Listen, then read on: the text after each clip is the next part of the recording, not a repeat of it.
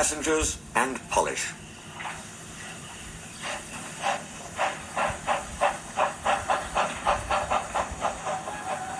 Nancy is a guard's daughter.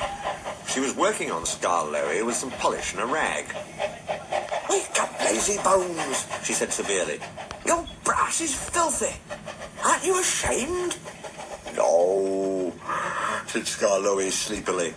"You're just an old fusspot. Go away." She tickled his nose.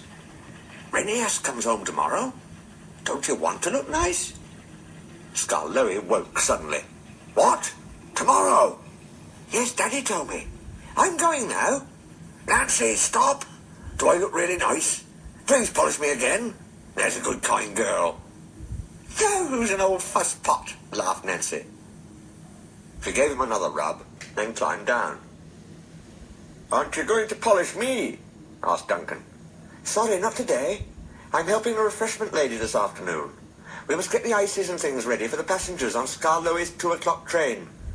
Never mind, Duncan. I'll give you a good polish tomorrow." But Duncan did mind. "It isn't fair," he complained. "Peter Sam gets a special funnel. Sir Handel special wheels. Passengers get ices.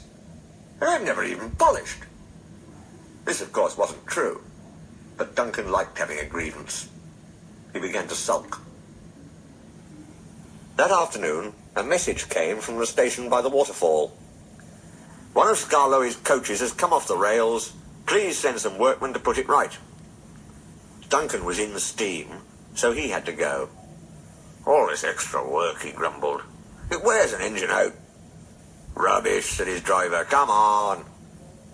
The derailed coach was in the middle of his train, so Skarloey had gone on to the top station with the front coaches. Duncan left the workmen and brought the passengers in the rear coaches home. He sulked all the way. He arrived back just in time for his own 4 o'clock train. "I get no rest, he complained.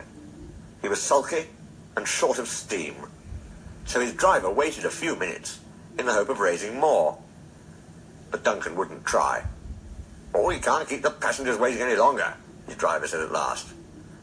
"You always think about passengers," muttered Duncan crossly. "Never about me. I'm never even polished. I'm overworked, and I won't stand it." He grumbled away, brooding over his wrongs. Duncan made heavy weather of the journey, but at last they reached the viaduct. This is long, high, and narrow. No one can walk on it when a train is there. "Come on, Duncan," said his driver. "One more effort, and you'll have a rest and a drink in the station." "Keep your old station," said Duncan rudely. "I'm staying here." He did too. He stopped his train right on the viaduct, and nothing his driver or fireman could do would make him move another yard. Skarloey came from the top station to haul Duncan and his train to the platform. The passengers were very cross. They burst out of the train and told the drivers, the fireman and the guard what a bad railway it was.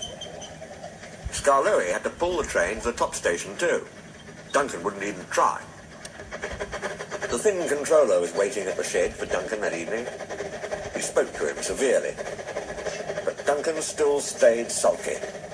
He muttered to himself, "No polish, no passengers," in an obstinate sort of voice.